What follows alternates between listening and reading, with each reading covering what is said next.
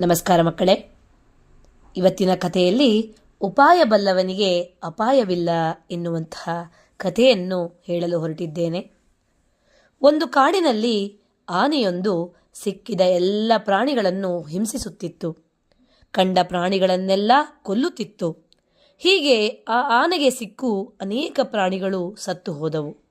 ಆಗ ಪ್ರಾಣಿಗಳೆಲ್ಲ ಸಭೆ ಸೇರಿ ಆನೆಯ ಹಾವಳಿಯಿಂದ ಪಾರಾಗಲು ಒಂದು ಉಪಾಯವನ್ನು ಯೋಚಿಸಿದವು. ಪ್ರಾಣಿಗಳೆಲ್ಲ ಒಂದಾಗಿ ಆನೆಯ ಬಳಿ ಬಂದು ನೀನೇ ಕಾಡಿನ ರಾಜನಾಗಬೇಕು ಎಂದು ಕೇಳಿಕೊಂಡವು. ಆನೆ ಅದಕ್ಕೆ ಒಪ್ಪಿ ಹೆಮ್ಮೆಯಿಂದ ಬೀಗಿತು. ಹೀಗಿರುವಾಗ ಪ್ರಾಣಿಗಳೆಲ್ಲ ಸೇರಿ ಮೊದಲೇ ಒಂದು ಸ್ಥಳದಲ್ಲಿ ಕೆಸರಿನ ಹೊಂಡವನ್ನು ಸಿದ್ಧ ಮಾಡಿದ್ದವು.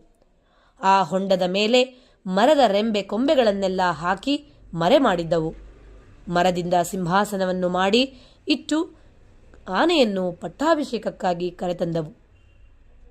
ಪ್ರಾಣಿಗಳ ಈ ತಂತ್ರ ಅರಿಯದ ಆನೆಯು ಗಂಭೀರವಾಗಿ ಆ ಸ್ಥಳಕ್ಕೆ ನಡೆಯಿತು. ಮುಚ್ಚಿಟ್ಟಿದ್ದ ಕೆಸರ ಹೊಂಡದಲ್ಲಿ ಆನೆಯು ಬಿದ್ದು ಬಿಟ್ಟಿತು. ಎಲ್ಲ ಪ್ರಾಣಿಗಳು ಸೇರಿ ಆನೆಯು ಹೊಂಡದಿಂದ ಬರದಂತೆ ನೋಡಿಕೊಂಡವು. ಕೆಸರಿನಲ್ಲಿ ಸಿಕ್ಕಿಕೊಂಡ ಆನೆಯು ಹೊರಕ್ಕೆ ಬರಲಾರದೆ ಹಸಿವಿನಿಂದ ಒದ್ದಾಡಿ ಸತ್ತು ಹೋಯಿತು. ಎಲ್ಲ ಪ್ರಾಣಿಗಳು ಆನೆಯ ಸಾವಿನಿಂದ ಸಂತಸಗೊಂಡವು. ಅಪಾಯ ಬಂದಾಗ ಉಪಾಯದಿಂದ ಪಾರಾಗಬೇಕು ಎಂಬ ಗುಣಪಾಠವನ್ನು ತಿಳಿದುಕೊಂಡವು.